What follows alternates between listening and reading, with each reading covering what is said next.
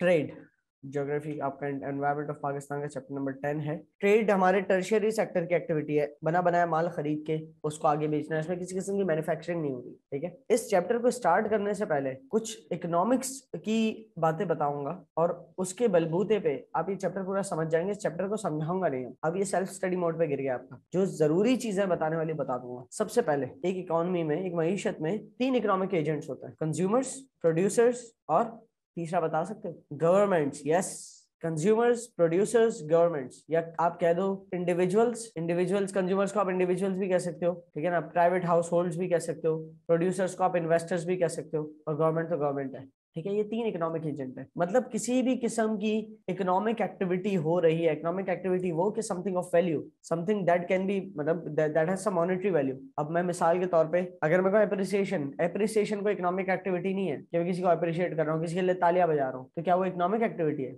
हो भी सकती है, पैसे दिए आपने उसको ताली बजाने के, तो वो जो तालियां बजा रहा है ना, तो वो सर्विस प्रोवाइड कर रहा है कि भाई मैं जब भी कोई शेर बोले आपने वाह वाह वाह वाह करना है, अभी इकोनॉमिक एक्टिविटी बन गई। अदर देन दैट, एप्रिसिएशन या दुआ दे रहे किसी को, तो क्या वो इकोनॉमिक एक्टिविटी है? हो सकता है ऐसे बाबे हो कि जो बाकायदा दुआ के पैसे लेते हो, एक तस्वुर तो बना हुआ है ना, मतलब हर किस्म के लोग होते हैं हर फील्ड में, बहरहाल। लेकिन ये इकोनॉमिक एक्टिविटीज है जिसमें कुछ कोई सर्विस या गुड्स प्रोड्यूस हो रहा। अगर आपको किसी चीज की इकोनॉमिक वैल्यू है आपकी नजर में, आप उसके पैसे दे रहे हैं, ठीक है, तो वो इकोनॉमिक एक्टिविटी बन गई। जैसे कि कोई आपकी तारीफ में अच्छा सा शेर बयान करते हैं, आप खुश हो गए, वो आपको खुश करने के लिए कर रहा है, that's fine, that's there is no economic activity down there. लेकिन आप पैसे दे रहे हो कि भाई जो सबसे अच्छी नज़म लिखेगा, तो मैं उसको, उसकी सिलेक्टेड नज़म को मैं अपने उसमें ड्रामा सीरियल में इस्तेमाल करूंगा, तो उसको उसके पैसे दूंगा। Now that's an economic activity, right. बहरहाल, तो आपकी एक पूरी इकोनॉमी में कंज्यूमर्स, कोई खरीदार होते हैं, इंडिविजुअल या हाउस होल्ड होते हैं जो खरीदारी करते हैं, कंज्यूम करते हैं, ठीक है। एक एजेंट या इकोनॉमी के अंदर एक एजेंट है प्रोड्यूसर्स या इन्वेस्टर्स कह दो, जो कि पैसा लगाते हैं कुछ प्रोडक्शन करने के लिए। और गवर्नमेंट्स, आपको गवर्नमेंट भी तो कंज्यूमर्स ही है, कुछ इन्वेस्टर्स कुछ प्रोड्यूस कर रहे हैं, ये लोग प्रोड्यूस कर रहे हैं, और ये लोग कंज्यूम कर रहे हैं, ये लोग कंज्यूम कर रहे हैं। लेकिन गवर्नमेंट को हाउस होल्ड कंज्यूमर्स में नाम नहीं रखो, वो गवर्नमेंट से इदारे हैं, सही। अब मिसाल के तौर पे कोई गंदम से आटा बनाया जा रहा है, तो वो हाउस होल्ड्स इस्तेमाल करते हैं। अच्छा, ये हाउस होल्ड्स जो है ना, इन जगहों पर जॉब्स भी करते हैं, और ये गवर्नमेंट्स में भी जॉब्स करते हैं। हाउस होल्ड्स कहीं ना कहीं जॉब्स करते हैं, ये ऐसे नहीं कि ये लोग अलग है, गवर्नमेंट्स में जो काम करते हैं वो लोग अलग है, वो भी घर जाते हैं, वो हाउस होल्ड इंडिविजुअल्स ही होते हैं, ठीक है। तो इवेंचुअली सारी कंजम्पशन जो इंडिविजुअल कंजम्पशन है वो यहाँ पर आ गई। अब ये लोग बिजनेस में कहीं पर काम कर रहे हैं, और बिजनेस के अंदर जो चीजों को इस्तेमाल कर रहे हैं, जैसे टूल्स एंड इक्विपमेंट को इस्तेमाल कर रहे हैं, तो टूल्स एंड इक्विपमेंट की कंजम्पशन कौन कर रहे हैं? बिजनेसेस कर रहे हैं, सही है। प्रोड्यूस भी कर रहे हैं इन्वेस्टर्स, और कंज्यूम भी कर रहे हैं इन्वेस्टर्स। लाइक बिजनेसेस कंजम्पशन भी तो करते हैं ना, लेकिन वो बिजनेस की कंजम्पशन कहलाती है। जैसे कि बिजनेस के अंदर स्टेशनरी इस्तेमाल हो रहे हैं, टूल्स इस्तेमाल हो रहे हैं, रॉ मटेरियल इस्तेमाल हो रहा है, सही। तो ये सारी बिजनेस की कंजम्पशन है। फिनिश गुड बना और कंज्यूमर ने इस्तेमाल किया, तो वो कंज्यूमर की, वो हाउस होल्ड की कंजम्पशन है। बात को समझना, गवर्नमेंट के इदारे में कोई चीज इस्तेमाल हो के कुछ बन रहा है गवर्नमेंट के इदारे से, जो कि कंज्यूमर्स इस्तेमाल कर रहे हैं, तो वो तो कंज्यूमर्स के कंजम्पशन में काउंट होगा। लेकिन गवर्नमेंट के इदारों में भी बहुत सारी चीजों का इनपुट हुआ होगा, तो वो जो इनपुट हुआ है, वो इनपुट तो गवर्नमेंट के उन इदारों ने कंज्यूम किया ना, उसके बाद कोई चीज प्रोड्यूस की। मिसाल के तौर पर गवर्नमेंट के इदारा लाइसेंस ऑफिस, तो उनके वहां इनपुट क्या? उनके वहां लेबर है, इनपुट वर्क फोर्स है, जो कि लाइसेंस देते हैं, जो कि ड्राइविंग टेस्ट लेते हैं। तो ड्राइविंग टेस्ट के लिए अगर उनकी प्रोवाइडेड गाड़ी, या बंदा खुद अपनी गाड़ी लेके आ रहा है, तो इनका कोई रॉ मटेरियल नहीं लग रहा है, ये खाली ऑब्जर्व कर रहे हैं। तो गवर्नमेंट का ये इदारा सर्विस प्रोड्यूस कर रहा है एक तरह की। तो सर्विस प्रोड्यूस करने के लिए इनका इनपुट क्या है? जगह है, लेबर है, ठीक है ना, कैपिटल है, और बहुत सारे कंप्यूटर्स होते हैं, कंप्यूटर से भी टेस्ट होते हैं, रिकॉर्डिंग भी होती है, तस्वीर खींचते हैं, सभी कैपिटल रिसोर्सेज, जिसके बाद सारे प्रोसेस से थ्रू होकर बंदे का लाइसेंस बनता है। तो लाइसेंस यहाँ आउटपुट हुआ, उस लाइसेंस को किसने कंज्यूम किया? कंज्यूमर ने, ठीक है। तो इनपुट जो बिजनेसेस ले रहे हैं वो बिजनेसेस कंज्यूम कर रहे हैं, जो गवर्नमेंट इनपुट ले रही है वो गवर्नमेंट कंज्यूम कर रही है। और बिजनेसेस का इनपुट के बाद जो आउटपुट जनरेट हो रहा है, या गवर्नमेंट का जो आउटपुट जनरेट हो रहा है गुड्स एंड सर्विसेज की सूरत में, वो हाउस होल्ड्स कंज्यूम कर रहे हैं, ठीक है। और ये वही हाउस होल्ड्स हैं जो कहीं ना कहीं जॉब भी करते हैं, चाहे वो बिजनेसेस हो या कोई हुकूमती इदारे हो। क्लियर है? ये साइकिल समझ रहे हो इकोनॉमी की? तो ये हाउस होल्ड्स कमाते, कहीं जॉब करके, किसी दूसरी फैक्ट्री में जॉब करके कमाया, पैसे लेके आए, उस पैसों को फिर किसी दूसरे बिजनेस में खर्च किया, और वहां से क्लोथ्स ली, ठीक है। इस तरीके से इकोनॉमी रोल होती है 3 एजेंट्स के दरमियान। ये बात समझ में आती है? ये तीनों एजेंट्स, इकोनॉमी के जो एजेंट्स हैं, इन सबका जो खर्चा है, इन सबका जो एक्सपेंडिचर है, वो पूरी इकोनॉमी का एक्सपेंडिचर है, पूरी आपकी मईशत का एक्सपेंडिचर है। जो इन तीनों ने खर्चे हैं, पैसे, इन्होंने जो खर्च किया पैसा वो, इन्होंने जो खर्च किया वो, इन्होंने जो खर्च किया वो तीनों खर्चे मिला लो, पूरी इकोनॉमी के एक्सपेंडिचर्स कहलाए, सही।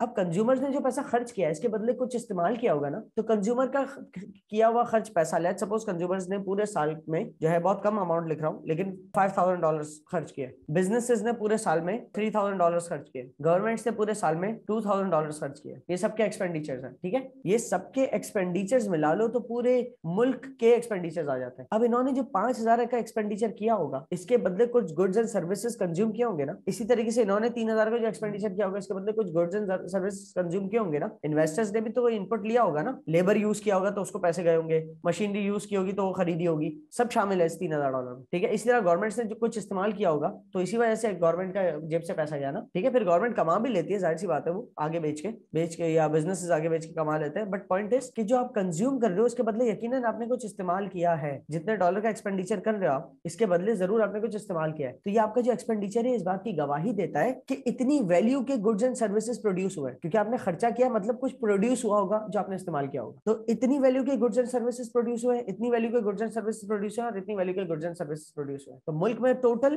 $10,000 की गुड्स एंड सर्विसेज प्रोड्यूस हुए पूरे साल। This is called GDP. कितने वैल्यू के गुड्स एंड सर्विसेज प्रोड्यूस हुए पूरे साल मुल्क, वो क्या कहलाता है? जीडीपी। सही। बहुत सारे सेक्टर्स हैं जहां से बहुत कुछ प्रोड्यूस होता है। अगर दफाम अप्लाई करें तो ट्रांसपोर्टेशन सेक्टर है, कितनी ट्रांसपोर्टेशन सर्विसेज रोजमर्रा के आने जाने की लोग पे करते हैं। अब कोई अगर फॉर एग्जांपल प्राइवेट कार मंगवा रहा है, करी मंगवा रहा है, उबर मंगवा रहा है, तो एक सर्विस मिल रही है उसको, एक सर्विस जनरेट हो रही है वहां पर, ठीक है। तो वो उस गाड़ी के जरिए कहीं पर ट्रेवल करके जाता है तो उसके पैसे देता है, उसको 500 रुपए दे दिए एक जगह से दूसरी जगह जाने के लिए, तो वो 500 रुपए की सर्विस जनरेट हो गई, ये कंज्यूमर का एक्सपेंडिचर हो गया है, ठीक है। अच्छा, वो गाड़ी वाले ने पेट्रोल डलवाया पेट्रोल पंप से, तो गाड़ी वाले ने भी एक्सपेंडिचर किया, सही, तो वो उसका एक्सपेंडिचर हो गया। सप्लायर का या प्रोड्यूसर का कह लो, इन्वेस्टर का एक्सपेंडिचर। गाड़ी वाले एक तरह का इन्वेस्टर है ना, बिजनेस है ना वो, ठीक है। इसी तरीके से हुकूमत जो है उसने जो लाइसेंस फराहम किया गाड़ी वाले को, लाइसेंस फराहम करने की फीस हुकूमत ने चार्ज की, वो तो हुकूमत की इनकम है, उसकी बात नहीं कर रहा, एक्सपेंडिचर की बात कर रहा हूं। हुकूमत के खुद के क्या खर्चे हो रहे हैं, लाइसेंस ऑफिस के तमाम जो पुलिस वाले उनको माहाना सैलरी जा रही है हुकूमत की तरफ, वो हुकूमत का एक्सपेंडिचर है। ये सबके एक्सपेंडिचर क्यों हुए? क्योंकि इसके बदले कोई उनको वैल्यू मिली है। तो तमाम एक्सपेंडिचर्स इस बात को रिफ्लेक्ट करते हैं कि कोई ना कोई वैल्यू प्रोड्यूस हुई थी जिसके बदले वो एक्सपेंडिचर हुआ। तो ये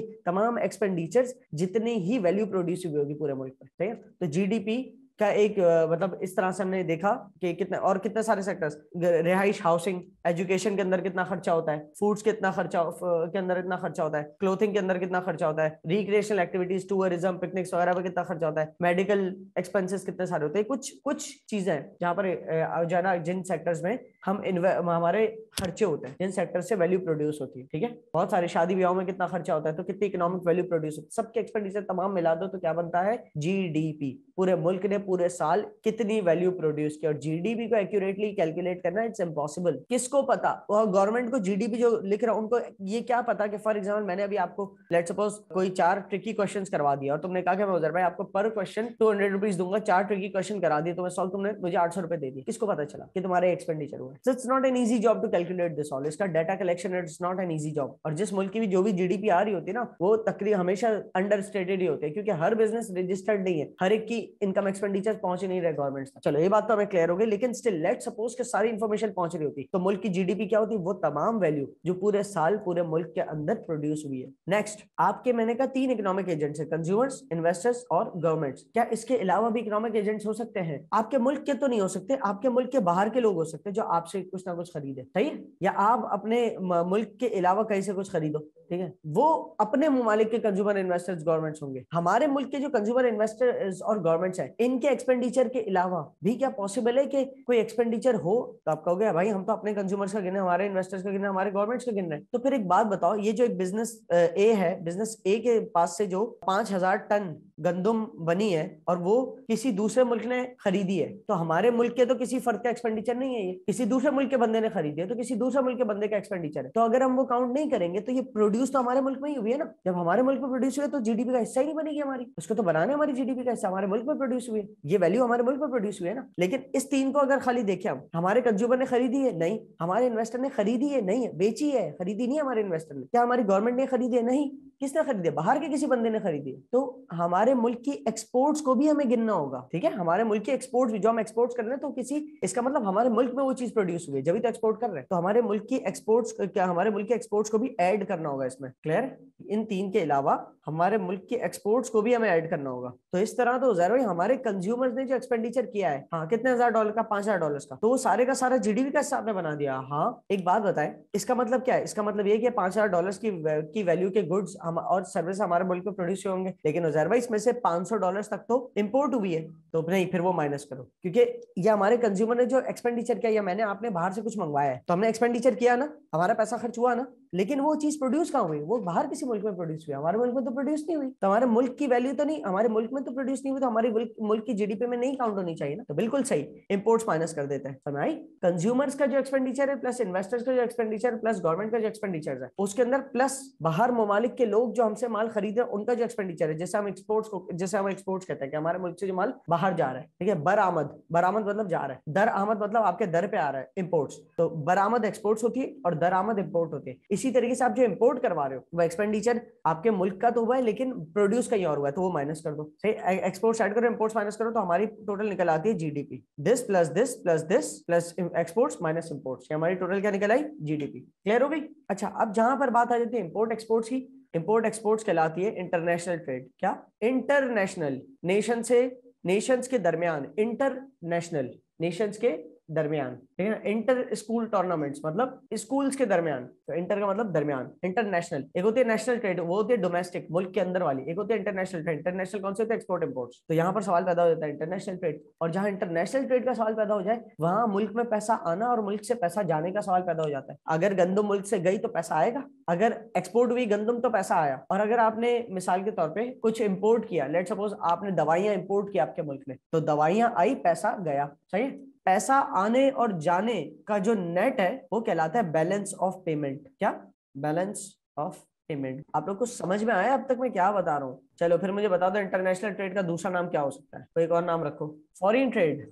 international trade is equal to foreign trade, ठीक है। तो इसका ताल्लुक होता है इंपोर्ट्स और एक्सपोर्ट्स से। इंपोर्ट्स और एक्सपोर्ट्स से ही सिर्फ ताल्लुक नहीं होता, हाँ मतलब वो तो है, ट्रेड का ताल्लुक तो इंपोर्ट एक्सपोर्ट से है, लेकिन बैलेंस ऑफ पेमेंट का ताल्लुक सिर्फ इंटरनेशनल ट्रेड से नहीं होता, इससे बढ़कर है। बैलेंस ऑफ पेमेंट का ताल्लुक होता है पैसा आने और पैसा जाने से। तो इसका मतलब बैलेंस ऑफ पेमेंट में एक तो हिस्सा ट्रेड का, कि ट्रेड की वजह से कितना पैसा आया गया, एक हिस्सा है आपका कि आपके बाहर ममालिक में जो लोग रहते हैं उन्होंने कितना पैसा आपके मुल्क में भेजा। ज्यादातर आता ही है मुल्क में, यहाँ से कौन कमा के किसी दूसरे मुल्क में, यहीं से बाहर जाता है और कमा के बेचते हैं यहाँ, ऐसे ही होता है ना। तो रेमिटेंसेस कहलाती है वो आपकी, ठीक है। ये भी एक सूरत है पैसा आने की। फिर एक पैसा आने की सूरत ये है कि यहाँ के किसी बंदे का बिजनेस बाहर खुला हुआ और वहीं वो बिजनेस कमा के यहाँ इनकम ट्रांसफर हो रही है, इनकम आ रही हो किसी किस्म की, इस तरह से पैसा आ सकता है। इसी तरह से पैसा जा भी सकता है कि किसी और मुल्क के बंदे यहाँ पर आए, यहाँ कमाए और अपने मुल्क में पैसा भिजवाया, तो ये रेमिटेंसेस चली गई, यहाँ से पैसा गया। किसी और मुल्क के बंदे यहाँ पर बिजनेसेस खोल रहे हैं और इनकम्स कमा के अपने मुल्क में ट्रांसफर कर रहे हैं, तो यहाँ इनकम ट्रांसफर कहलाए कि मुल्क से पैसा गया। इस तरह किसी और मुल्क के बंदे यहाँ से कुछ खरीद रहे हैं, तो मतलब यहाँ से एक्सपोर्ट हो रही है तो पैसा आएगा। इस तरह से हमारे मुल्क के बंदे किसी और मुल्क से कुछ खरीद रहे हो तो इंपोर्ट्स हो रही है, मतलब पैसा जाएगा हमारे मुल्क से, माल आया तो पैसा जाएगा ना,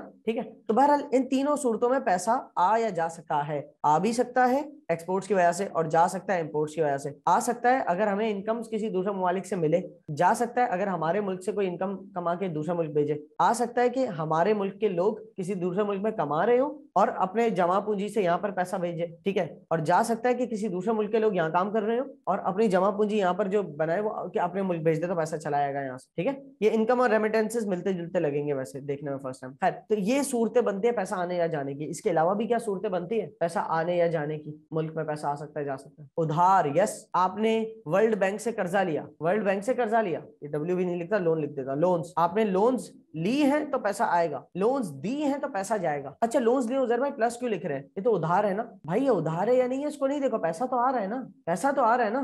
तो लोन्स लेने की वजह से पैसा आ रहा है आपके मुल्क के लिए, पॉजिटिव है। पैसा लोन्स किसी और को दे रहे हो या पुरानी लोन्स को रीपे कर रहे हो, पुराने उधार लिए हुए थे रीपे कर रहे हो या किसी और को उधार दे रहे हो, दोनों सूरतों में पैसा जाएगा। इस तरह आपके मुल्क के कोई आपने एसेट सेल कर दिए, आपके मुल्क के कोई एहसास, आपके मुल्क में कोई है ना, कोई मिसाल के तौर पे नादिर शाह यहाँ पर पीकॉक थ्रोन देके चला गया था, ठीक है ना। तो नादिर शाह जो है ना पीकॉक थ्रोन लेके तो चला गया था हिंदुस्तान से, और उसने अपने बच्चों के बच्चों तक वसीयत कर दी थी कि जब ये अलग हो जाए ना हिंदुस्तान से, मुसलमान एक आजाद कंट्री बने, तो उनको दे देना। लेट सपोज वो पीकॉक थ्रोन यहाँ से निकलता है और फिर इंटरनेशनल मार्केट में उसके पैसे लगते हैं और कोई खरीद लेता है वो पीकॉक थ्रोन, तो मुल्क का एक असासा बिक गया तो पैसा आया मुल्क में। सही है। आप कह रहे हो जरा भाई एक्सपोर्ट में नहीं हो, बेटा एक्सपोर्ट ऑपरेशनल होती है कि आप जो माल बना बना के बेचते चले आ रहे हो, ये once in a lifetime वाली चीज है। आपने पूरी फैक्ट्री बेच दी किसी दूसरे मुल्क में, अपने अपनी फैक्ट्री के शेयर या अपनी फैक्ट्री बेच दी कि कोई और बंदे ने खरीद लिया आपके मुल्क की फैक्ट्री, तो पैसा आएगा ना। जरा आपके मुल्क के लोगों ने कहीं किसी दूसरे मुल्क में होटल खरीद लिया तो इस मुल्क से पैसा जाएगा ना। अच्छा, वो होटल जो खरीदा वो होटल बाद में जो कमाएगा ना, तो उस कमाई के बदले बाद में पैसा जरूर आएगा इनकम की सूरत में। लेकिन जिस दिन होटल खरीदा जिस साल, उस साल तो पैसा गया ना आपके मुल्क से, तो पैसा यूं आ जा सकता है। इसके अलावा आपका मुल्क जो है कोई किसी किस्म की लीज दे सकता है अपनी प्रॉपर्टी पे, जैसे कि गवादर पोर्ट है, उसके ऊपर 40 साल की लीज दे दी चाइना को, तो मुल्क में पैसा आया, वो पोर्ट बन गया, अपने मुल्क के एक असासा है जो अब चाइना इस्तेमाल करेगा, उसको राइट्स मिल गए, तो उसके बदले क्या हुआ, पैसा आपके मुल्क में आया, तो पॉजिटिव है। इसी तरह आपके मुल्क किसी और मुल्क के अंदर कोई हिस्सा कोई जमीन ले लेता है तो मुल्क से पैसा जाएगा। पैसे का आना जाना समझ गए। इन सबका जो टोटल है ना वो बैलेंस ऑफ पेमेंट कहलाता है। क्या कहलाता है? Balance of payment. Balance of payment अच्छा तब है कि जब आपके मुल्क, अच्छा बैलेंस ऑफ पेमेंट के अंदर भी रहते हो। अब ये वाली बात जरा मैं करता हूँ, ट्रेड वाली। बैलेंस ऑफ पेमेंट को इतने सारे डब्बे मैंने बना दिए ना, इतने सारे डब्बे यूं नहीं होते, इसके डब्बे यूं बनते हैं। बैलेंस ऑफ पेमेंट में 3 अकाउंट्स होते हैं, मैं 2 ही बना रहा हूँ फिलहाल। एक होता है करंट अकाउंट और एक होता है फाइनेंशियल एंड कैपिटल। ये 2 अलग अलग अकाउंट होते हैं, लेकिन उसको एक में डाल लो क्योंकि इसको अभी हमें पढ़ना नहीं है। ये सारे उधार वगैरह, आपने किसी दूसरे मुल्क से उधार ले लिया, आपने अपने असासे दूसरे ममालिक में बेच दिए, आपके मुल्क में चैरिटी किसी ने दे दी तो पैसा आया इन सूरतों में। और आपने किसी मुल्क को चैरिटी दे दी तो पैसा गया, आपने किसी मुल्क में कोई असासे खरीद लिया तो पैसा गया, आपने लोन रीपेमेंट की तो पैसा गया, वो सब यहाँ पर आता है फाइनेंशियल एंड कैपिटल अकाउंट में। इंपोर्ट एक्सपोर्ट वाली जो बात है ना, वो आती है करंट अकाउंट के अंदर, और वो भी डायरेक्टली यूं नहीं आती करंट अकाउंट में। मतलब बैलेंस ऑफ पेमेंट 2 चीजों में मिलकर बनता है, करंट अकाउंट और फाइनेंशियल कैपिटल अकाउंट। ठीक है। अब करंट अकाउंट किससे मिलकर बनता है? करंट अकाउंट मिलकर बनता है ट्रेडिंग अकाउंट से, इनकम अकाउंट से और रेमिटेंसेस अकाउंट से। ट्रेड, इनकम और रेमिटेंस, ये क्या क्या है? ट्रेड के अंदर 2 तरह की ट्रेड होती है आपकी। विजिबल मतलब दिखने वाली, जिसको छू सकते हो, ठीक है, वो कहलाते हैं गुड्स, आपका माल ट्रेड होता है। और इनविजिबल मतलब सर्विसेज भी तो एक्सपोर्ट हो सकती है ना। अगर मैं यहाँ बैठ के किसी दूसरे मुल्क के बंदे को पढ़ा रहा हूँ, उसके मतलब पैसे भेजे, तो ये मेरी क्या कहलाए? Services export. किसी दूसरे मुल्क के किसी बिजनेस के लिए मैं वेबसाइट बना रहा हूँ और वो मुझे इसके बदले पैसे भेज रहे हैं, तो मैंने सर्विसेज एक्सपोर्ट। ठीक है। तो ट्रेड के अंदर गुड्स एंड सर्विसेज की एक्सपोर्ट होती है और इंपोर्ट होती है। सर्विसेज भी एक्सपोर्ट होती है, इंपोर्ट होती है। ठीक है। तो ट्रेडिंग अकाउंट के अंदर इंपोर्ट एक्सपोर्ट की तमाम बातें। फिर इनकम अकाउंट है, फिर रेमिटेंसेज अकाउंट है। इनकम और रेमिटेंसेज में फर्क है। रेमिटेंसेज ये कि आपके मुल्क के कुछ लोग, अफराद, बहुत सारे लोग ऐसे गए हुए बाहर हैं, अब वो जो बाहर कमा रहे हैं वो अपनी जिंदगी बाहर ही बसर कर रहे हैं, वहीं कमा रहे हैं वहीं खर्च कर रहे हैं, जो पैसा बच जाता है सरप्लस यहाँ भी रेमिट कर देते हैं। तो आपके पास ये रेमिटेंसेज आ सकती हैं। और रेमिटेंसेज इसी तरह आपके मुल्क से जा भी सकती है, किसी दूसरे मुल्क के लोग यहाँ बैठ के कमा रहे हो और अपने यही खर्च कर रहे हो, जो बचा कुचा पैसा है अपने घरों में भेज रहे हो। क्लियर है? इनकम क्या है? इनकम और रेमिटेंसेज में फर्क है कि किसी दूसरे मुल्क में हमारे लोगों ने इन्वेस्ट किया हो पैसा, होटल खरीद लिए या किसी किस्म की बिल्डिंगें खरीद ली, घर खरीद लिए, जगह किराए पे दे दी, उन किराए की जो इनकम आ रही है आपके मुल्क में अब आ रही है। तो जब आपने खरीदा होगा ना, जब आपने वो होटल खरीदा होगा, तब आपका फाइनेंशियल अकाउंट नेगेटिव हो गया होगा कि आपने कहीं और पैसा इन्वेस्ट किया। ठीक है। लेकिन अब जब उससे इनकम आना शुरू हो रही है तो वो आपका इनकम अकाउंट पॉजिटिव होगा, क्या वहां से सालाना इनकम आ रही है। इसी तरीके से आपके मुल्क में, ज्यादातर आपके मुल्क में लोग इन्वेस्ट करते हैं दूसरे ममालिक, तो जब इन्वेस्ट करते हैं तो पैसा आता है, हम बड़े खुश हैं। लेकिन जब इन्वेस्ट कर देते हैं फिर वो बिजनेस चल पड़ते हैं, फिर जो बिजनेस कमाई करते हैं फिर वो पैसा जाता भी है बाद में, तो इनकम फिर माइनस भी होती है। तो इनकम बैलेंस है। इनकम और रेमिटेंसेज में ये फर्क है कि बिजनेसेस की इन्वेस्टमेंट्स के बाद, मतलब बिजनेसेस के जरिए जो इनकम आती है या जाती है, ये वो है। और रेमिटेंसेज में फर्क है कि जो रिहायशी रह रहे हैं और अपनी जमा पूंजी को किसी दूसरे मुल्क भेजना, वो रेमिटेंसेज है। थोड़ा सा फर्क है इन दोनों में। बहरहाल बात हमें असल करनी है ट्रेड की। ठीक है। ट्रेड बैलेंस की। तो ट्रेड बैलेंस हमारा क्या होता है वो समझाने के लिए मैंने सब समझाया। करंट अकाउंट के अंदर 3 चीजें होती है। बैलेंस ऑफ पेमेंट के अंदर एक चीज है करंट अकाउंट और एक चीज है फाइनेंशियल अकाउंट, कैपिटल अकाउंट। ठीक है। करंट अकाउंट के अंदर 3 चीजें, ट्रेडिंग अकाउंट, इनकम अकाउंट और रेमिटेंस अकाउंट। ट्रेडिंग अकाउंट के अंदर 2 चीजें, गुड्स और दूसरी चीज सर्विसेज। गुड्स की एक्सपोर्ट से पैसा आएगा, गुड की इंपोर्ट्स में पैसा चला जाएगा। सर्विसेज की एक्सपोर्ट से पैसा आएगा, सर्विसेज इंपोर्ट कर रहे हो, किसी दूसरे मुल्क की यूनिवर्सिटी में एडमिशन ले लिया और ऑनलाइन पढ़ाई कर रहे हो, तो पैसा जा रहा है मुल्क से, सर्विसेज इंपोर्ट कर रहे हो। ठीक है। तो इसकी वर्किंग कुछ ऐसे होगी। मैं ट्रेडिंग अकाउंट अब बना के दिखा रहा हूँ। गुड्स एक्सपोर्ट करने से मुल्क में पैसा आएगा। लेट सपोज $50 मिलियन आया, ये मिलियन डॉलर है, ठीक है ना, $50 मिलियन पैसा आया। और गुड्स इंपोर्ट किए तो पैसा जाएगा, लेट सपोज हमने जो है ना $60 मिलियन की इंपोर्ट्स की, उसके बाद सर्विसेज, आपने आपके मुल्क से दूसरे ममालिक में सर्विसेज एक्सपोर्ट हुई, सर्विसेज गई, ठीक है, उसके बदले आपके मुल्क के लोगों ने चार्ज किया, ठीक है, चाहे वो वेब डिजाइनिंग करके, सॉफ्टवेयर बना के, पढ़ा के, 100 किस्म की सर्विसेज होती है, ठीक है। तो आपने 15 मिलियन की सर्विसेज एक्सपोर्ट की और आपने इंपोर्ट किया 5 मिलियन की सर्विसेज, सही है। तो आपका ट्रेड बैलेंस क्या बना, इसका टोटल बना -10, इसका टोटल बना +10। लो, ट्रेड बैलेंस बना ही 0। ऐसा नहीं करते यार, एक काम करते हैं, कुछ ऐसा करें, कोई फिगर तो आया हमारे पास। चलो एक काम करो, ये 15 की जगह 25 कर दो। चलो किताबों में तो एटलीस्ट हमारे एक्सपोर्ट बढ़ा है ना। 25 में से 25 मिलियन की हमने एक्सपोर्ट की और 5 मिलियन की सर्विसेज इंपोर्ट की, तो 20 मिलियन की हमारी सर्विसेज एक्सपोर्ट हुई। 20 मिलियन की पॉजिटिव है ये वाला हिस्सा, जबकि गुड्स के केस में नेगेटिव है 10, तो ये दोनों का नेट आ गया 10 मिलियन पॉजिटिव है हमारा। तो ये क्या कहलाए, ट्रेड बैलेंस। हमारा ट्रेड बैलेंस पॉजिटिव है कि हमने ज्यादा एक्सपोर्ट्स की इंपोर्ट्स की बनस्बत, मतलब मुल्क में पैसा इजाफी आया, पैसा गया और आया का जो नेट इफेक्ट निकाला, हमने कहा हमारे पास आया है 10 मिलियन नेट, ठीक है। तो इसके बाद आप जवाब क्या दोगे, अब तक की इंफॉर्मेशन के बाद आप जवाब दोगे, इसका मतलब हमारा बैलेंस ऑफ पेमेंट वो हमारी फेवर में, बैलेंस ऑफ पेमेंट हमारी फेवर में, सही, इट्स गुड। पैसा ज्यादा जाए तो बैलेंस ऑफ पेमेंट हमारे अगेंस्ट है। अब आप कहोगे उधर में पैसा ज्यादा जा कैसे सकता है। मिसाल के तौर पे मेरे पास मुल्क में टोटल पैसा है 50 मिलियन और गया 40 मिलियन, ये तो समझ में आता है। मेरे पास मुल्क में टोटल पैसा आया है 50 मिलियन और पैसा गया 80 मिलियन, ये कैसे पॉसिबल है। बाकी इजाफी 30 मिलियन कहां से आया, इजाफी 30 मिलियन यहां से आया कि वो इजाफी 30 मिलियन के लिए आपने लोन्स लिए, या तो लोन्स लिए, उधार लिया और पे किया, या तो जिससे माल इंपोर्ट कर रहा है उसको पे ही नहीं किया, उससे कहा यार अभी उधार रख, सही है। तो पैसा तो कवर हो जाएगा, लेकिन किससे, उधार से। उधार से पैसा कवर होने से पैसा तो आपका पॉजिटिव हो गया आपके मुल्क के लिए, लेकिन बैलेंस ऑफ पेमेंट आपकी फेवर में नहीं रहा, आपका ज्यादा पैसा गया आने की बजाय, सही।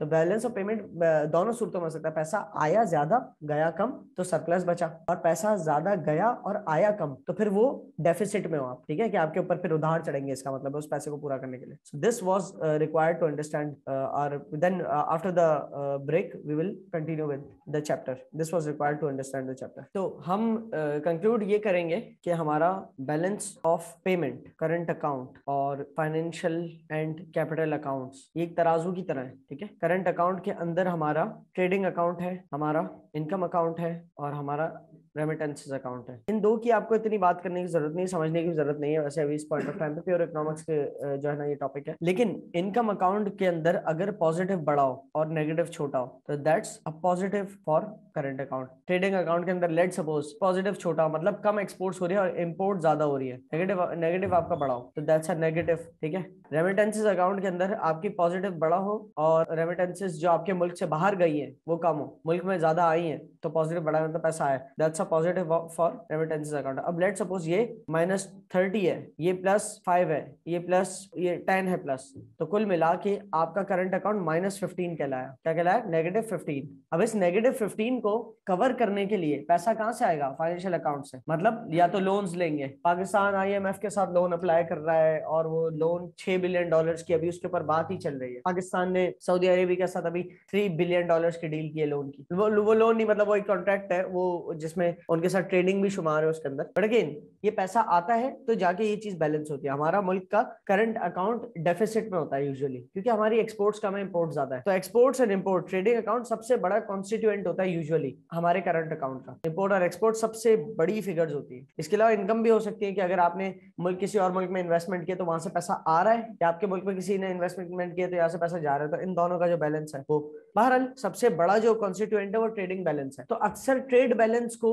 ही करंट अकाउंट बैलेंस कह देते हैं और अक्सर इन दो को बैलेंस ऑफ पेमेंट का बैलेंस कह देते हैं। ऐसा होता है क्या है कि हमारा ट्रेड बैलेंस सरप्लस पे, जहां पर ये बोल रहा हूँ ना ट्रेड बैलेंस सरप्लस पे, तो उसको बंदा ये कह देता है हमारा करंट अकाउंट सरप्लस पे, और जाहिर ये करना चाहता है कि हमारे एक्सपोर्ट ज्यादा है। भाई करंट अकाउंट में सिर्फ एक्सपोर्ट्स तो ट्रेड बैलेंस के अंदर शुमार है, करंट अकाउंट में तो एक्सपोर्ट्स के अलावा इनकम और रेमिटेंसेस भी है, राइट। तो ये इंटरचेंजेबली इसलिए यूज हो जाता है क्योंकि करंट अकाउंट का सबसे बड़ा फिगर जो है ना ट्रेडिंग अकाउंट होता है यूजुअली, ठीक है। और बैलेंस ऑफ पेमेंट के लिए करंट अकाउंट बहुत इंपॉर्टेंट है। उसका करंट अकाउंट का पॉजिटिव होने से हमारा बैलेंस ऑफ पेमेंट एक तरह से पॉजिटिव होता है। करंट अकाउंट का नेगेटिव होने से हमारा बैलेंस ऑफ पेमेंट हमारे लिए फेवरेबल नहीं होता, नेगेटिव होता है, समझो, ठीक है। टेक्निकली तो बैलेंस ऑफ पेमेंट 0 होता है, ना नेगेटिव ना पॉजिटिव। देखा जाए तो बैलेंस ऑफ पेमेंट तो 0 होगा। मिसाल के तौर पे करंट अकाउंट हमारा अगर -15 है तो दूसरी तरफ हमें +15 चाहिए, तब जाके ये 0 होगा इफेक्ट। तो बैलेंस ऑफ पेमेंट होता 0 है, लेकिन ये बैलेंस ऑफ पेमेंट अनफेवरेबल है क्योंकि हमें यहाँ से दूसरी तरफ जो +15 है वो उधार लेने पड़े, या तो आपके मुल्क के कोई असासे बेचने पड़े, आपके मुल्क की कोई जमीन किसी और को बेचनी पड़ गई, तो यूं पैसा जनरेट किया आपने, किस चीज को कवर करने के लिए, इस चीज को कवर करने के लिए, सही।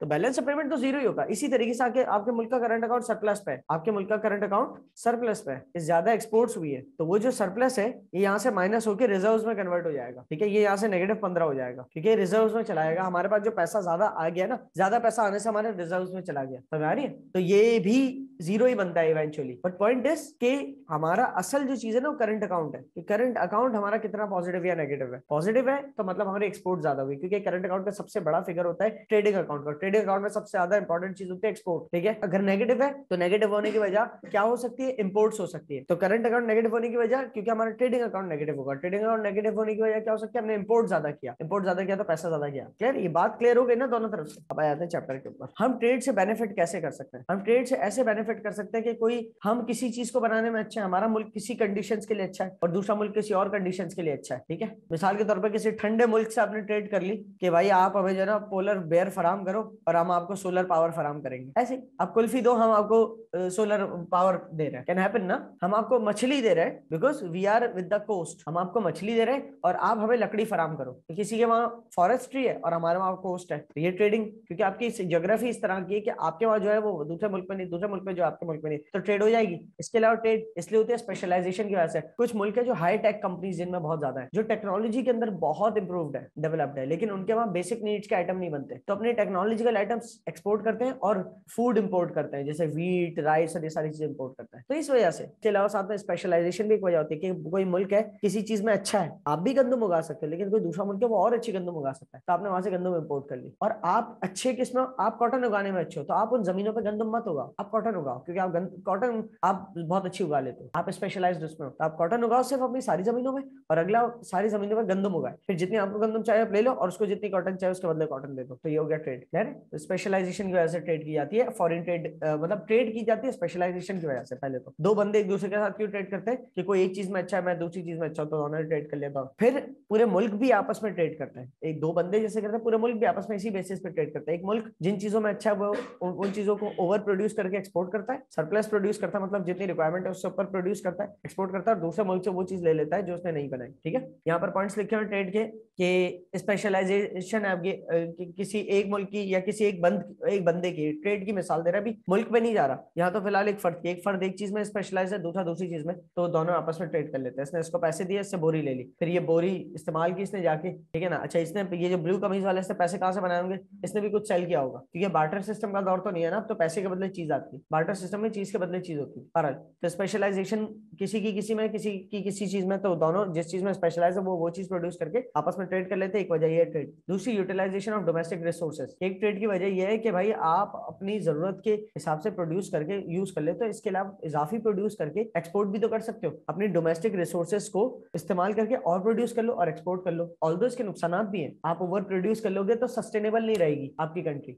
फ्यूचर जनरेशन के लिए। लेकिन आपको लगता है आप ऐसे ओवर प्रोड्यूस कर सकते हो कि मैं ओवर प्रोड्यूस भी कर लूं, जरूरत से ज्यादा भी प्रोड्यूस कर लूं, और उसके बावजूद मेरी कंट्री सस्टेनेबल रहेगी फ्यूचर कमिंग जनरेशन के लिए, तो गुड है ना। अब वो करें प्रोड्यूस और एक्सपोर्ट करते हैं और पैसा ले, अपने मुल्क में पैसा आ जाएगा। Creation of employment opportunities. फिर आप ट्रेडिंग क्यों करते हो, मतलब आपकी बेनिफिट्स ऑफ ट्रेड बता रहे हैं। तो ट्रेड का एक बेनिफिट ये होता है आपका कि आप एम्प्लॉयमेंट अपॉर्चुनिटीज क्रिएट करते हो। ट्रेडिंग हो रही है तो आप एम्प्लॉयज भी रखते हो, काम बड़ा होता है, काम बड़ा होता है और प्रोडक्शन बढ़ती है और काम बड़ा होता है और ट्रेडिंग होती है, तो एम्प्लॉयमेंट अपॉर्चुनिटीज खुलती है ना। Transfer of information and technology. Information IT जो है ना, मतलब आपकी इन्फॉर्मेशन टेक्नोलॉजी ट्रांसफर होती है, किसी दूसरे मुल्क के आईटी स्किल्स आपके मुल्क तक आ जाते हैं, आपके मुल्क के किसी दूसरे मुल्क तक जा सकते हैं। मिसाल के तौर पे आपको गाड़ियां प्रोड्यूस करनी, आपके वहां मशीनरी नहीं, तो आपने किसी दूसरे मुल्क की मशीनरी इस्तेमाल कर ली जिसके अंदर एकदम कंप्यूटराइज सिस्टम है गाड़ियां प्रोड्यूस करने का, तो इन्फॉर्मेशन टेक्नोलॉजी का ट्रांसफर हो ना कहीं और से आपके मुल्क में। ट्रेड का एक फायदा ये कि production of value added goods. मिसाल के तौर पे आपका मुल्क किसी मुल्क से रॉ मटेरियल ले रहा है, कॉटन रॉ मटेरियल ले रहा है, आपका मुल्क उस रॉ मटेरियल के ऊपर वैल्यू ऐड कर रहा है, उसको पूरा कपड़ा बना रहा है सिला हुआ, और फिर कपड़ा एक्सपोर्ट कर रहा है, तो आपने वैल्यू ऐड करके बेचा गुड्स को। वैल्यू ऐड करके बेचने से ज्यादा कमाई है रॉ मटेरियल बेचने की बनस्बत। तो रॉ मटेरियल आप अपना उगाए खाली और डायरेक्ट बेच दे, उसके बनस्बत या तो रॉ मटेरियल मंगवा ले या अपना उगाए, दोनों सूरतों में आप उसके ऊपर वैल्यू ऐड करके सेल करेंगे तो प्रॉफिट ज्यादा है। तो ट्रेड का एक बेनिफिट ये है कि ट्रेडिंग से आपको एक अपॉर्चुनिटी मिलती है कि यार अगर मैं खरीदो फरोख्त कर रहा हूँ तो मेरे पास ये अपॉर्चुनिटी है कि मैं डायरेक्ट रॉ मटेरियल क्यों सेल करूं, मैं बना के सेल करूं, तो वैल्यू एडेड गुड्स बना के सेल करने का आपको बेनिफिट मिलता है। Economies of scale. Economies of scale ये होता है, इकोनॉमी का एक मतलब होता है कि कम से कम के अंदर ज्यादा। इकोनॉमी का एक मतलब क्या होता है, एक तो होता है मईशत, एक होता है आप बेहतरीन इस्तेमाल करें अपनी रिसोर्सेज का, कम रिसोर्स इनपुट हो और ज्यादा रिसोर्स आउटपुट हो, ठीक है ना। तो ये कब पॉसिबल है? छोटे छोटे फार्म्स हैं, वो इतने इकोनॉमिक नहीं होते वहां पर प्रोडक्शन करना, लेकिन एक बड़ा फार्म है तो लार्ज स्केल फार्म है तो वहां पर एक ही मशीनरी चलेगी। छोटे छोटे फार्म में आप मशीनरी चला ही नहीं सकते, लेकिन एक बहुत बड़ा फार्म है उसके अंदर वो मशीन इस्तेमाल की, एक ही दिन में 5 घंटे में सारी क्रॉप्स की कटाई हो गई। जबकि छोटे छोटे फार्म में मशीन घुसा नहीं सकते थे तो लेबर लगती थी और 5 दिन लगते थे, जबकि सारे फार्म को मिला लो और एक मशीनरी चला दो। तो ये क्या, इसे कहते हैं economies of scale. Economies of के लार्ज स्केल पे जब भी आप कोई काम करते हो ना तो आपको इकोनॉमिक पड़ता है, आपको सस्ता पड़ता है, बड़े स्केल पे करते हो। तो ट्रेड का एक बेनिफिट ये भी है कि जो जिस चीज में अच्छा है ना वो लार्ज स्केल पे करे, वो दूसरी तीसरी चीजें ना उगाए, और दूसरी कंट्री दूसरी चीज में अच्छे वो लार्ज स्केल पे करे। दोनों लार्ज स्केल पे काम करेंगे तो उनकी प्रोडक्शन सस्ती पड़ी होगी, दोनों को स्पेशलाइज भी होते चले जाएंगे, सही। और फिर लार्ज स्केल पे प्रोड्यूस करने की वजह से ज्यादा सस्ते में प्रोड्यूस हो जाएगा और सेल कर दे फिर वो किसी दूसरी कंट्री, और दूसरी कंट्री से खरीद ले उनका माल। क्लियर है? जीएनपी और जीडीपी एक जैसी चीज है, gross domestic product, gross national product. थोड़ा आगे जाके मजीद क्लियर कर दूंगा कि आपकी जीएनपी या जीडीपी में इंक्रीज आ जाता है। ट्रेडिंग से क्या फायदा है? आपकी जीडीपी इंक्रीज होती है। आप production of goods and services कर रहे हैं तो आपके मुल्क में वैल्यू का इजाफा होता है ना। आपके मुल्क की जीडीपी बढ़ने का मतलब क्या? हर एक की पॉकेट में पैसा बढ़ रहा है, हर एक के पास पैसा आया। अगर मुल्क की 250 बिलियन डॉलर से जीडीपी 300 बिलियन डॉलर पे चली जाए, इजाफा हो 50 बिलियन डॉलर का, तो वो कहाँ हुआ है इजाफा? किसी ना किसी की पॉकेट्स में हुआ है ना। गुड्स एंड सर्विसेज 50 बिलियन के और मजीद बढ़े हैं तो किसी की पॉकेट्स में गए, तो मतलब मुल्क के लोगों की तरक्की हुई है। तो जीएनपी में राइज, ट्रेडिंग की वजह से, प्रोडक्शन एंड ट्रेडिंग की वजह से मुल्क की जीडीपी या जीएनपी में राइज होता है। प्रोमोट्स इंडस्ट्रियलाइजेशन, जितनी ट्रेड होगी उतने ज्यादा गुड्स बनेंगे तो उतनी ज्यादा इंडस्ट्रीज लगेंगी। ये बेनिफिट्स है सारे ट्रेड। एक्सपोर्ट इंपोर्ट्स आपको पता है क्या होती है? पाकिस्तान की मेजर एक्सपोर्ट, मतलब मेजर एक्सपोर्ट से अंदर कह रहा है प्राइमरी कमोडिटीज है, जैसे कि cotton, fruits, vegetable, leather, fish, ये एक्सपोर्ट होती है पाकिस्तान की ज्यादातर। पाकिस्तान की इंपोर्ट्स के अंदर अगर बात, और पाकिस्तान के एक्सपोर्ट्स के अंदर और भी बताइए इसने, चलो चीजें, प्रोसेस गुड्स भी, जैसे कॉटन का धागा भी एक्सपोर्ट होता है पाकिस्तान से। इस तरीके से मैन्युफैक्चर्ड गुड्स भी, बने बनाए कपड़े भी एक्सपोर्ट होते हैं पाकिस्तान से। कॉटन भी एक्सपोर्ट होता है, कॉटन का धागा भी एक्सपोर्ट होता है जिसे यार्न कहते हैं, और बने बनाए कपड़े भी एक्सपोर्ट होते हैं। बने बनाए सर्जिकल इक्विपमेंट एक्सपोर्ट होते हैं, जो कि आप पिछले चैप्टर के अंदर पढ़े होंगे कि जो जो इंडस्ट्रीज यहाँ लगी हुई सरप्लस प्रोडक्शन करते हैं तो एक्सपोर्ट होती है। ईंटें एक्सपोर्ट होती है यार, ईंटें एक्सपोर्ट करना अजीब सी बात हो जाएगी, इतनी भारी होती है, इतनी सी जगह लेते हैं और इतनी वजनी होती है, उनको एक्सपोर्ट करने की कॉस्ट बहुत ज्यादा आ जाएगी, वो चीज इतनी वैल्यूएबल नहीं है। तो ईंटें अपने डोमेस्टिक यूज के लिए होती है, याद रखना। या हाँ, अगर कोई बहुत ही वैल्यूएबल मार्बल है, ठीक है, कोई बहुत ही वैल्यूएबल टाइप का मार्बल है, वो अगर आप एक्सपोर्ट करो, दैट्स अनदर थिंग, उसके बहुत अच्छे पैसे मिलेंगे। वो ऐसा नहीं कि मट्टी को जमा करके आपने जाना सुखा दिया, वो बाकायदा मार्बल है, पहाड़ से कटा हुआ, और उसकी because of its pattern, because of its life, because of its colour, उसकी वैल्यू ज्यादा होती है, तो वो एक्सपोर्ट हो सकता है। Pakistan is predominantly an agricultural country. Pakistan एक एग्रो बेस्ड इकोनॉमी है, एग्रीकल्चरल कंट्री है। हमारी मोस्ट ऑफ द जीडीपी जो है वो एग्रीकल्चर से अर्न होती है। तो पाकिस्तान के जो है ना बता रहे कि एग्रो बेस्ड ही हमारी ज्यादातर एक्सपोर्ट्स है, मेजर एक्सपोर्ट्स है। Dependence on few export items. Pakistan कुछ, मतलब पाकिस्तान की एक्सपोर्ट बहुत ज्यादा नहीं है, चंद एक्सपोर्ट्स आइटम्स है जिसमें पाकिस्तान डिपेंड करता है, ज्यादातर उसमें गारमेंट्स है, टेक्सटाइल है, पाकिस्तान की एक्सपोर्ट उसमें बहुत ज्यादा है। हाई टेक कोई इक्विपमेंट वगैरह पाकिस्तान बना के एक्सपोर्ट नहीं करता, ठीक है। इसी तरीके से गाड़ियां बना के कोई एक्सपोर्ट नहीं करता पाकिस्तान। इस चीज के चैंपियन बैठे हुए कौन? European countries, American countries, Chinese companies हैं बहुत सारी। तो ये बड़े बड़े ममालिक ये इन चीजों में एक्सपर्टीज रखते हैं, Japan, China, Germany, France, America, समझ लो।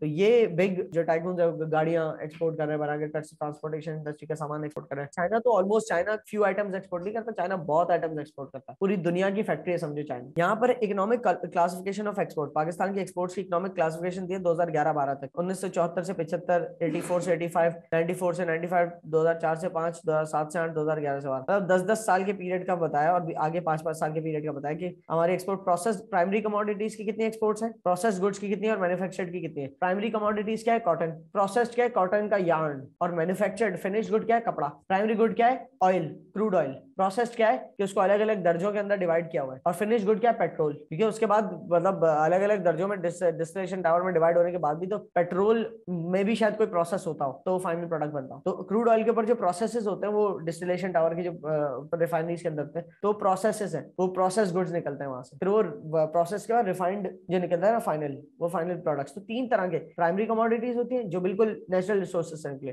प्रोसेस्ड होती हैं, और फिर मैन्युफैक्चर्ड होती है जो फिक्स्ड है, तो जो फिनिश्ड है। तो पाकिस्तान पाकिस्तान कितने हद तक देखो, जो इकोनॉमी मैन्युफैक्चर्ड गुड्स बनाती है ना, वो सबसे ज्यादा फायदे में। कि कॉटन निकला, कॉटन प्रोसेस हो भी आपके मुल्क के अंदर हुआ, कॉटन से यान भी आपके मुल्क में हुआ, तो उसका भी आपको प्रॉफिट मिला। फिर यान से कपड़ा भी आपके मुल्क में बना, उसका भी प्रॉफिट मिला। कपड़े से सिला हुआ कपड़ा भी आपके मुल्क में बना, उसका भी आपको प्रॉफिट मिला। लेकिन आप डायरेक्ट कॉटन बेच दोगे तो आगे का सारा प्रॉफिट मारा जाएगा। मिसाल के तौर पर Samsung started production in Pakistan, ठीक है, तो अब सैमसंग लेकिन वो असेंबल कर रहा है, अभी लोकलाइज नहीं इंडस्ट्री। वो कह रहे हैं around 3 million units per year बनाएंगे सैमसंग फोन। 3 मिलियन यूनिट्स का मतलब क्या हो गया, 30 लाख मोबाइल फोन की कैपेसिटी उनकी बनाने की। लेकिन वो असेंबल करेंगे, अभी पार्ट्स बने बनाए बाहर से आएंगे और यहाँ पर असेंबल करेंगे, तो उससे बहुत ज्यादा मुनाफा ये होता है कि यही पार्ट्स बनते हैं। आप समझ रहे हो, तो और ज्यादा पाकिस्तान के लिए बेहतर होता ना, और ज्यादा जॉब्स खुलती। So that time will also come. जाहिर अभी तो ये टाइम भी आ गया, अच्छी बात है, बहुत बड़ी बात है। एक्सपोर्ट की डायरेक्शन हमारी क्या, हमारी वो कौन सी कंट्रीज है जहाँ ज्यादा एक्सपोर्ट होती है, तो ये आप रीड कर लेंगे सारा, इसमें अंदर किसी किस्म के ग्राफ्स है। तो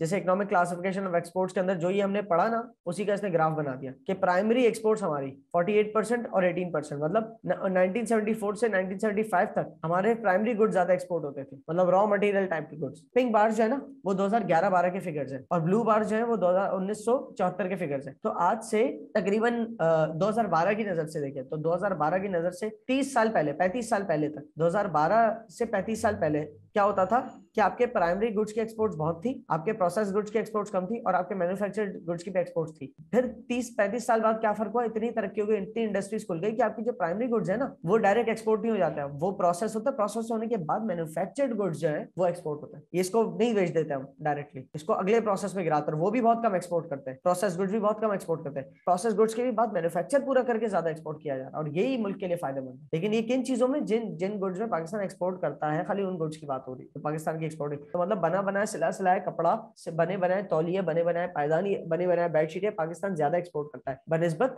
कच्चे कपड़े के या बनिस्बत कॉटन के। फिर पाकिस्तान की और प्रोडक्ट्स, कॉटन प्रोडक्ट्स, तो लेदर, जाहिर है हाइड्स एंड स्किन यहाँ बहुत होती हैं, तो जानवर की हाइड्स एंड स्किन, चमड़े जो है वो उसके जो है डायरेक्ट खाले बेच देते हैं, तो उसमें इतना नहीं होगा फायदा। खालों को प्रोसेस करके लेदर बेचेंगे तो फायदा होगा, और लेदर भी ना बेचे, लेदर प्रोडक्ट्स बेचे बना के, तो और फायदेमंद बात है। ओके, राइस की एक्सपोर्ट है, और मतलब ये पाकिस्तान की मेजर एक्सपोर्ट्स यहाँ पर लिखी हुई है। पाकिस्तान की जो परचेजर्स हैं पाकिस्तान के एक्सपोर्ट्स के, उनके नाम यहाँ लिखे हुए हैं, जो पाकिस्तान के ट्रेडिंग पार्टनर्स हैं। इसी तरीके से इंपोर्ट के भी ट्रेडिंग पार्टनर्स होते हैं। ये बेहतर है, जो ब्लू कलर का मुल्क में आ रहा है ये हमारे दरामदात है, और जो ऑरेंज कलर का मुल्क से बाहर जा रहा है ये हमारे एक्सपोर्ट्स है, बरामदात है। ठीक है, अब ये मत सोचना कि ये इस तरफ लिया हुआ है तो पाकिस्तान के जो हमारे वेस्ट पे कंट्रीज है खाली यहाँ वो लिखी होंगी, तो फिर उधर भाई चाइना और जापान क्यों लिखा है, वो तो पाकिस्तान के ईस्ट है। भाई ये तो ऐसे टेबल बना हुआ है मुल्कों के, वो नहीं है, ये मैप्स नहीं है। एक्सपोर्ट हो रहा है और इम्पोर्ट हो रहा है, ये आपको बताने के लिए क्या है, किन किन कंट्रीज से इम्पोर्ट होता है ज्यादा, किन किन कंट्रीज को ज्यादा एक्सपोर्ट होता है। ठीक है, इम्पोर्ट में तो हर मुल्क के लिए बाय डिफॉल्ट चाइना तो लिख ही देना चाहिए, हर मुल्क को। हर मुल्क तकरीबन चाइना से तो मंगवाता ही है माल, हम भी चाइना से मंगवाती है। हम चाइना को एक्सपोर्ट भी करते हैं, कॉटन यार्न एक्सपोर्ट करते हैं चाइना को। चाइना भी तो कॉटन प्रोडक्ट्स बहुत सारी बनाता होगा ना। चाइना से हम इंपोर्ट क्या करते हैं, मशीनरी, बहुत सारी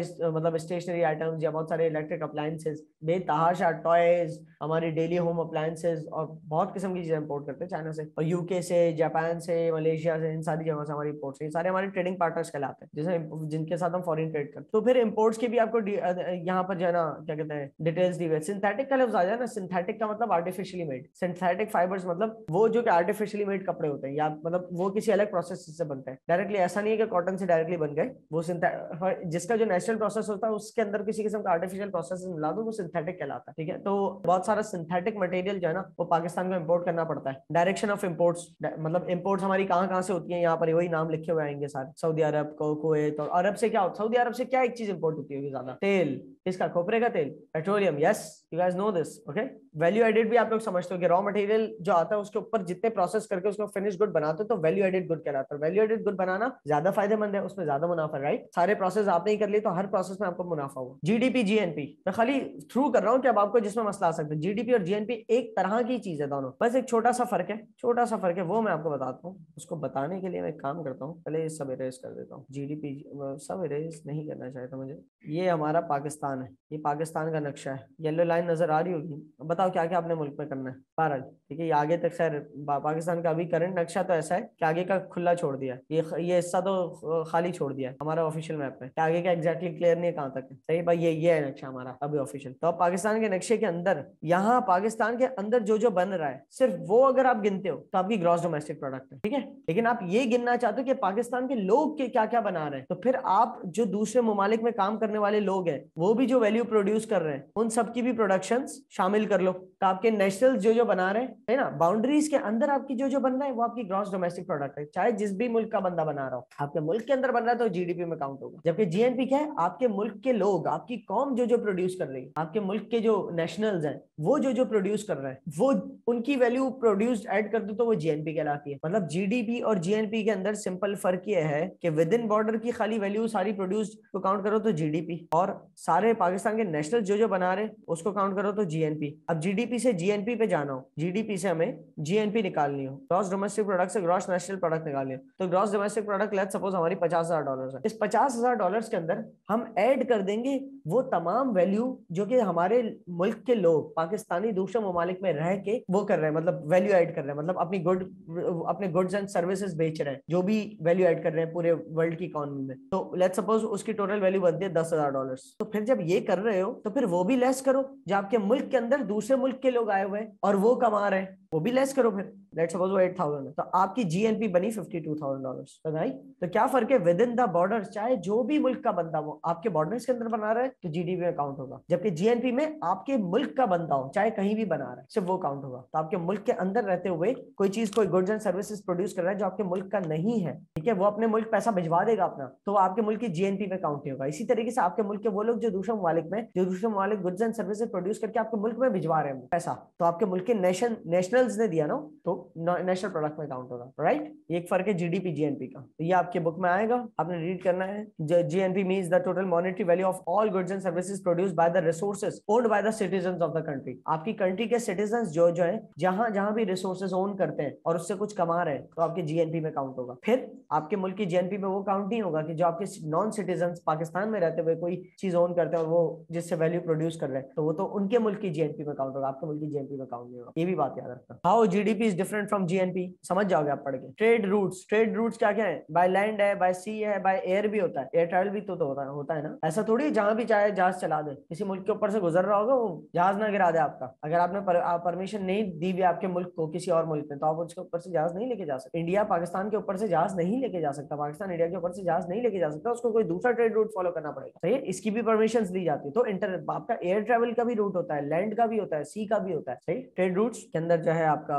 ट्रांसपोर्टेशन वाले चैप्टर के अंदर और डिटेल में आप पढ़ लोगे वो चीज, but again you will also read this here as well. ये आपका ट्रेड रूट, जैसे एक ट्रेड रूट है सी पैक का, चाइना पाकिस्तान इकोनॉमिक कॉरिडोर का, ठीक है, तो वो क्या है, नॉर्थ ऑफ द पाकिस्तान से कराकरम से लेकर south of the Pakistan Gwadar तक का वो पूरा प्रोजेक्ट है सी पैक का। तो वो 2 हमारी डेस्टिनेशन ओपन कर देता है। पाकिस्तान की ज्योग्राफिकल इंपॉर्टेंस इतनी कि वर्ल्ड को इस तरह कनेक्ट करता है जो यूरोपियन कंट्रीज है। अब ये यहाँ से ट्रेड रूट स्टार्ट हो रहा है और होते होते होते होते यहाँ खत्म हो रहा है, ठीक है। लाइन सबको क्लियर है, दिख रही है? नहीं दिख रही, शायद येलो से बना देता हूँ, अब दिख रही है। बहरहाल तो ये नॉर्थ से कनेक्ट हो रहा है पाकिस्तान के साउथ तक जा रहा है। तो इससे क्या क्या फायदे, जो हमारी गल्फ कंट्रीज हैं जो कि ये सारे पर्शियन गल्फ के अंदर आते हैं, ये समंदर के रास्ते यहाँ भेज सकते हैं अपने पानी के जहाज, ठीक है। इसी तरीके से गल्फ कंट्रीज के अलावा जो हमारी और भी वेस्ट की तरफ और चले जाए तो जो भी वेस्टर्न कंट्रीज है उसका अगर मैं दिखाऊं, जो भी ये वेस्टर्न कंट्रीज है, हमारी जो पाकिस्तान के साउथ, ये पाकिस्तान है, पाकिस्तान के साउथ से जो गवादर का हिस्सा है ये गवादर है, ठीक है। यहाँ से क्या क्या कनेक्ट हो रहा है, पूरा पर्शियन गल्फ कनेक्ट हो रहा है। अच्छा पर्शियन गल्फ तो आगे